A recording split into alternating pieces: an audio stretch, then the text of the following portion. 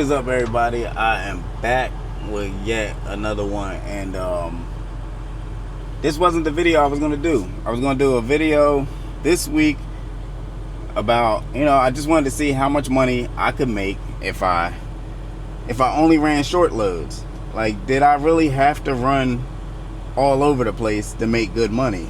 Could I do it just in the state of Texas? So that was my goal, to try to do that this week. Plans changed because I had a load cancel on me, and there was really no other loads at the time to like recover that. In order to do those short runs, I would have to keep moving all week. I did find another load. I ran from Dallas to Houston, Houston back up to Dallas, and then Dallas to Houston again, and then my Houston load canceled on me. So I had to pick up another load. Doesn't pick up till 5:30. They kind of got me out here sitting to wait to pick up. I can't pick it up early.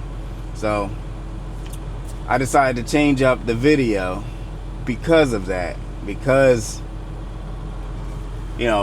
shipper had me out here waiting.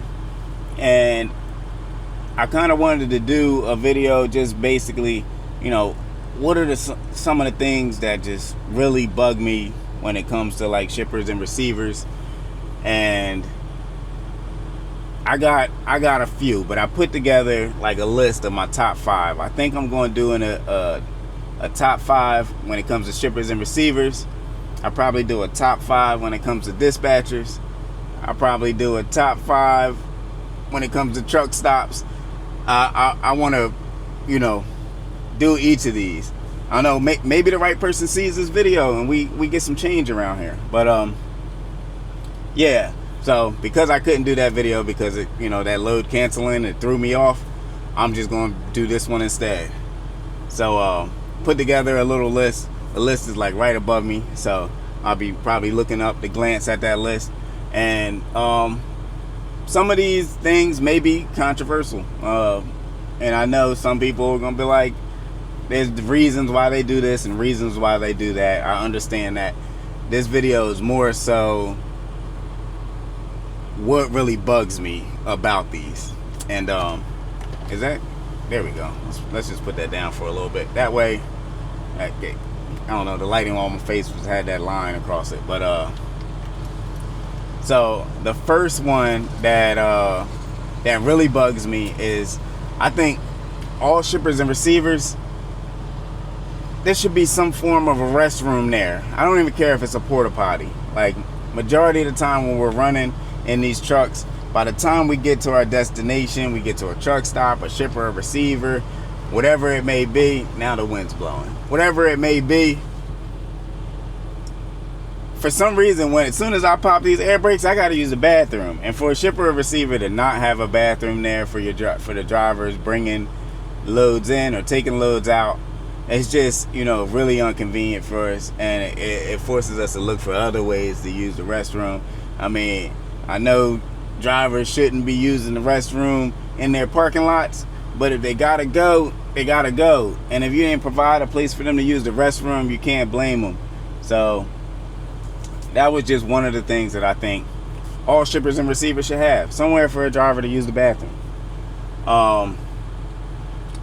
Segueing into that, I think, and when it comes to number 2, I think every single shipper, large shipper and receiver, I'm talking the big ones, the Walmarts, the Lowe's, the Targets, these big guys, the big, not the mom and pop shipper and receivers, I'm talking about the big ones. They should have somewhere for drivers to park. Parking is already scarce out here. I think if a lot of these major shippers and receivers had just a small portion, it doesn't have to be a lot, maybe 15 to 20 parking spaces. Even if they opened up something that small, it would make a big difference when it comes to parking at night for a lot of drivers. A lot of drivers are parking in very dangerous places. Like right now, I'm parked on the side of a road outside of a shipper, a major shipper. I'm outside of Kroger, and they don't have anywhere to park for us.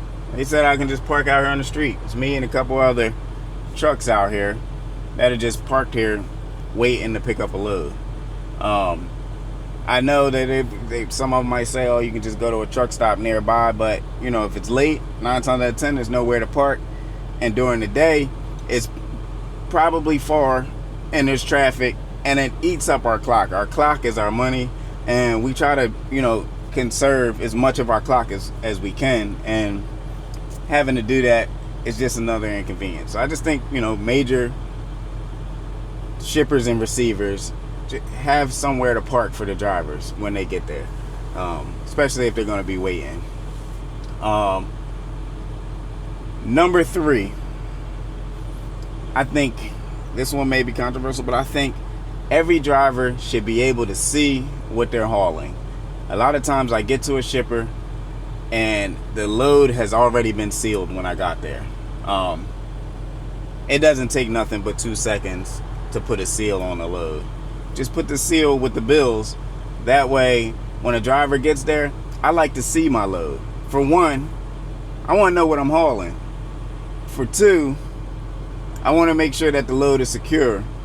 And for 3, I want to see how it's loaded. I want to see, you know, is this loaded low? Is it loaded stacked to the roof? Are they double stacked, you know, pallets? These little things make a big difference when it comes to a driver's trip and how they can drive with that load. I think a lot of the trailers that we see, the tractor trailers that overturn, 9 times out of 10, it was because he picked up a load, he had no clue how it was stacked. And a load that's stacked high has a higher chance of turning over than a load that's stacked low. I've been places where they sealed it and the shipper may not have put enough load bars or straps on the load, and the load toppled over or got damaged in shipping. Knowing these different things of what you're hauling before you even leave the yard is not only adding safety to the driver, but it's safety to the pedestrians out there, and it's more security for your load.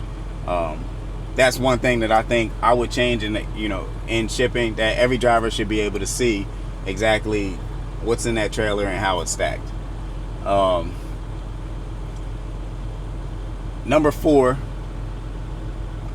and this may be hard to do, but I'm just gonna throw it out there because I really wish that this was a rule.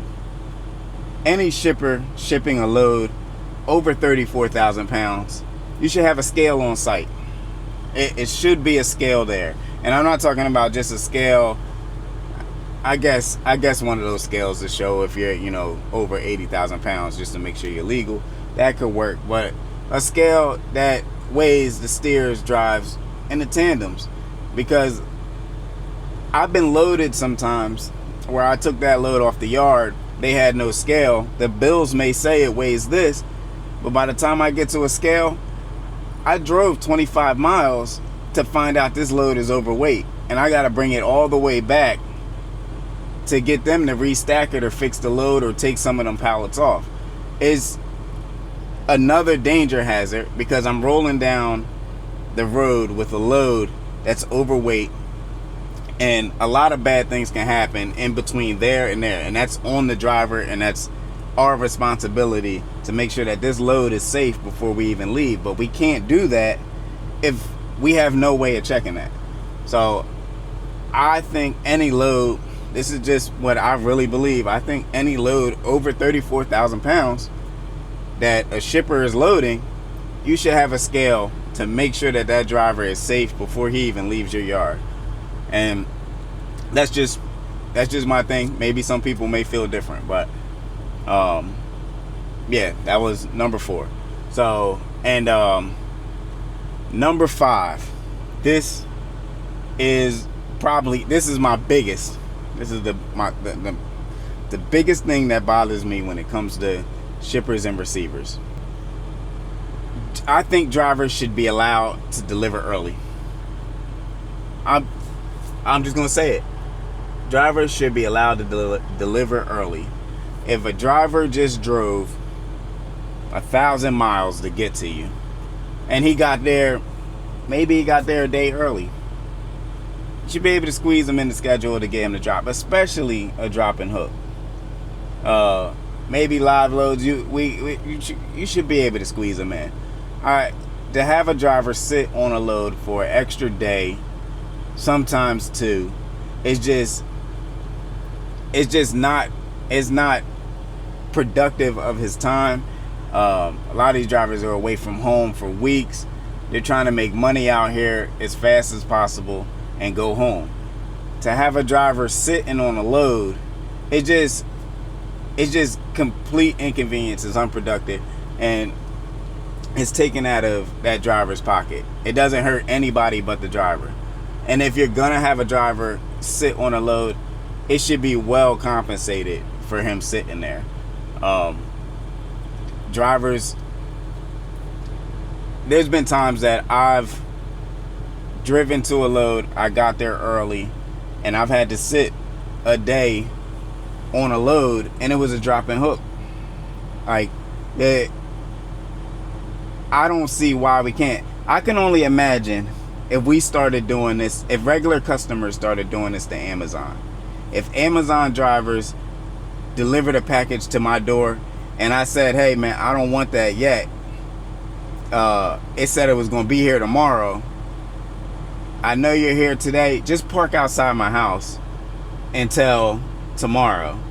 Like, what if I did that to the Amazon drivers or the Walmart deliveries or even the mailman, USPS and FedEx, when they deliver my stuff? Hey man, you said that was going to be here tomorrow.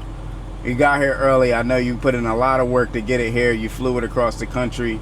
You put it in a truck and then you threw it in the UPS van. And you got here early. You worked really hard to get that there.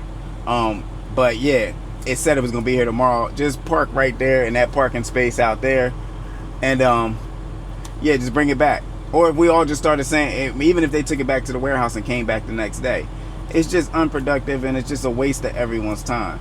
If a driver gets there, man, try to squeeze them in. That's what I would say. That's what I just believe. There's no reason a driver should be sitting out there an extra day. The load should be paying really good. If you know the load is 500 miles, why would you put 2-3 days on a delivery? Like, a driver doesn't need that long to get it there.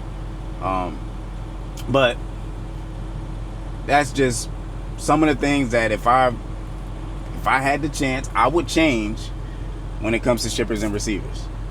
But yeah, man, if you like this video, you like this type of content, my top 5s, show me in the like section. If there's something that you feel as though that you would change, leave it in the comments. Let me know. I want to do some more top 5s of things that I probably would change when it comes to trucking. And let me know in the likes and in the comments if you want to see that. If you want to see more. If you want to see more and you're not subscribed, please subscribe. Because, yeah, I got some interesting stuff coming. But that's all I got for today, man. I'm going to try next week to do that video where I'm, trying to stay in Texas. Let's see if we can do it again and see what happens. But yeah, that's all I got for today, man. Y'all be safe out here. I'm gone.